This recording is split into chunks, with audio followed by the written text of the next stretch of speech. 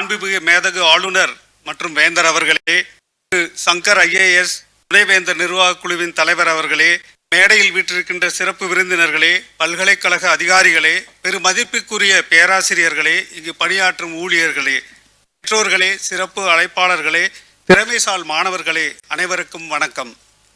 உயர்ந்திட படித்திடுக என்ற உன்னத குறிக்கோளை கொண்டு இயங்கும் பாரதியார் பல்கலைக்கழகத்தின் 40வது பட்டமளிப்பு விழாவில் தலைமை விருந்தினராக இங்கு நான் கலந்து கொள்வதில் பெருமகிழ்ச்சி அடைகின்றேன்.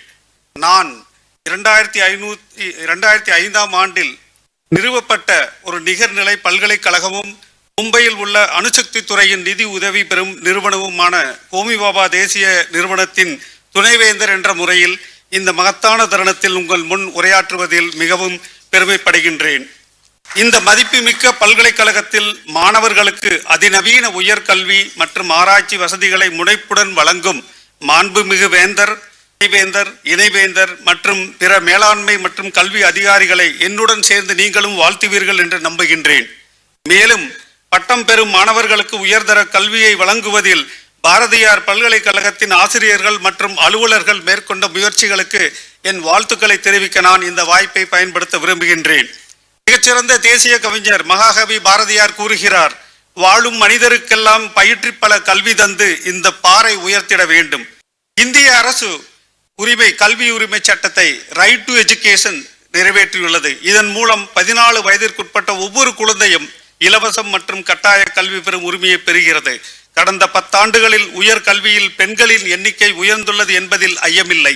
நிதி ஆயோக் மற்றும் ஐசே அறிக்கைகளின்படி தமிழ்நாடு மொத்த சேர்க்கை விகிதத்தில் கிராஸ் என்ரோல்மெண்ட் ரேஷியோ சிறந்த இடத்திலே உள்ளது. சமீபத்திய தரவுகளின்படி தமிழ்நாட்டின் GER ஆனது 47%இருந்து 50% வரை உள்ளது. இது தேசிய சராசரியான 28.4 என்பதை விட மிகவும் அதிகம்.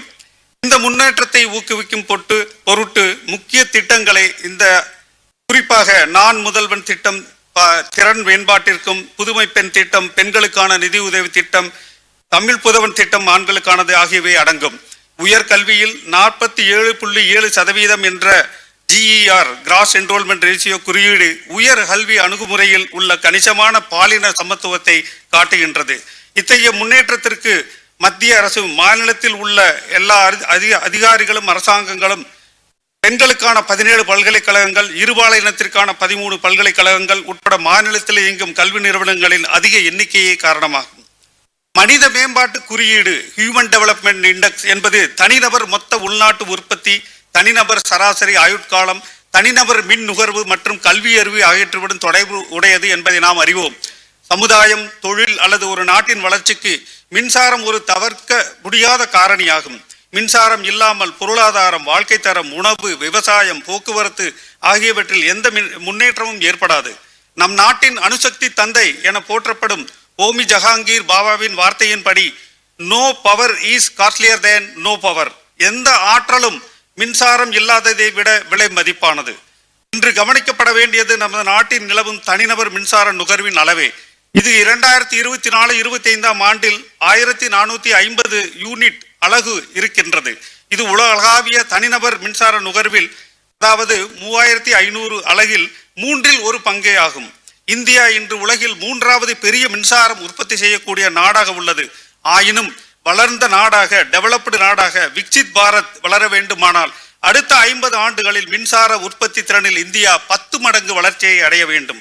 இந்தியாவில் தற்போது உற்பத்தியாகும் மின்சார திறன் 530 கிகாவாட் ஆகும். வரும் 2030ஆம் ஆண்டுக்குள் இந்தியாவின் மக்கள் தொகை சுமார் 1.4 பில்லியன்களாக இருந்தால் 850 கிகாவாட் என்ற அளவிற்கு மின்சார உற்பத்தியை அதிகரிக்க வேண்டியுள்ளது. அதே சமயத்தில் இந்த 2030ஆம் ஆண்டு லட்சிய இலக்கு 2005ஆம் ஆண்டு அளவை விட குறைவான பசுமை இல்ல வாயு வெளியேற்றத்தில் உலக சமுதாயத்திற்கு 35% குறைப்பை வழங்க உதவும். 2031ஆம் ஆண்டுக்குள் அணுசக்தியின் மின்சார பங்களிப்பு சுமார் 22,480 மெகாவாட்டாக அதிகரிக்கும் என்று எதிர்பார்க்கப்படுகிறது. இது இன்று இந்தியாவில் உற்பத்தியாகும் ஒட்டுமொத்த மின்சாரத்தில் சுமார் 2-3% 10% உயர்வதற்கு உதவும். நம்முடைய எரிசக்தி தேவையை பூர்த்தி செய்ய அணுசக்தி மின்சார உற்பத்தியின் பங்கை மிக விரைவாக அதிகரிக்க வேண்டும். இதை அதிகரிக்க சமீபத்தில் மத்திய அரசு 20,000 கோடி ரூபாயை வழங்கியுள்ளது. மேலும் அணுமின் நிலையங்களை கட்டி இயக்குவதிலும் தனியார் துறை பங்களிப்பை அனுமதிக்கும் சாந்தி மசோதா சமீபத்தில் நம் நாடாளுமன்றத்தில் நிறைவேற்றப்பட்டது.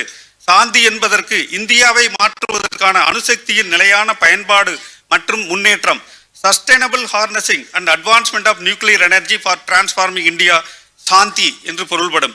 இந்த முக்கியமான நடவடிக்கைகள் 2047 ஆண்டுக்குள் 100 கிகாவாட் என்ற அணுசக்தி திறன் இலக்கை இந்தியா அடையவும், ஒழுங்குமுறை பாதுகாப்பை வலுப்படுத்தவும், மேம்படுத்தப்பட்ட இந்தியா விக்சித் பாரத்தை அடையவும் உதவும். அன்புள்ள பட்டதாரி மாணவர்களே, உங்களின் பட்டப்படிப்பு காலத்தில் நீங்கள் பெற்ற அறிவாண்மை, சமூக மற்றும் தொழில்நுட்ப திறன்கள் வருங்காலத்தில் உங்களை திறம்பட செயலாற்ற உதவும் என்பதை உறுதிப்படுத்திக் கொள்ளுங்கள். எதிர்காலத்தில் உங்கள் பெற்றோர், ஆசிரியர்கள் மற்றும் இப்பல்கலைக்கழக ஆசிரியர்களை பெருமைப்படுத்தும் பல தொழில் சார்ந்த சாதனைகளை நீங்கள் நிகழ்த்திட வேண்டும் என்பதே என் தாழ்மையான அறிவுரை. நீங்கள் வருங்காலத்தில் மேற்கொள்ளும் வலிமையான தொழில்முறை மூலம் மனிதகுலத்தின் நலத்திற்காகவும் நமது நாட்டின் கிராமப்புறங்களில் உள்ள லட்சக்கணக்கான மக்களின் வாழ்வாதாரத்தை மேம்படுத்தவும் மாற்றம் ஏற்படுத்தவும் பங்களிப்பும் என்பதை நான் நம்புகின்றேன். உங்களின் வாழ்க்கையின் இந்த சிறப்பான நாளில் உங்களுக்கு என் மனமார்ந்த வாழ்த்துக்கள். உங்கள் வாழ்க்கையை நீங்கள் மேலும் ஒளிமயமாகவும் மகிழ்ச்சியாகவும் வாழ்ந்திடவும் உங்கள் பெற்றோர், ஆசிரியர்கள் மற்றும் நம் தாய் திரு இந்தியாவை பெருமைப்படுத்தவும் வாழ்த்துகின்றேன். வாழ்க்கை என்பது அனைவருக்கும் கிடைக்கும் ஒரு முறை பயணமே. தடைக்கல்லை தகர்த்தெறிந்து வெற்றி பெறும் முயற்சியை நீங்கள் என்று விட்டுவிடாதீர்கள். உங்கள் அனைவருக்கும் நல்லதே நடக்கட்டும். அனைவருக்கும் நன்றி. என் உரையை முடிக்கும் முன் நமது தேசப்பிதா மகாத்மா காந்தியின் ஒரு கோட்பாடை உங்களுக்கு சொல்ல விரும்புகின்றேன். அவர் சொல்கிறார், your belief becomes your thoughts, your thoughts become your words, your words become your actions, your actions become your habits, your habits become your values, your values become your destiny. உங்கள் நம்பிக்கைகள் உங்கள் எண்ணங்களாகின்றன, உங்கள் எண்ணங்கள் உங்கள் வார்த்தைகளாகின்றன, உங்கள் வார்த்தைகள் உங்கள் செயலாகின்றன, உங்கள் செயல்கள் உங்கள் பழக்க வழக்கங்களாகின்றன, உங்கள் பழக்க வழக்கங்கள் உங்கள் மதிப்புகளாகின்றன, உங்கள் மதிப்புகளே உங்களின் இலக்காகின்றது. தேசப்பிதா மகாத்மா காந்தி. ஜெய்ஹிந்த். நன்றி, வணக்கம்.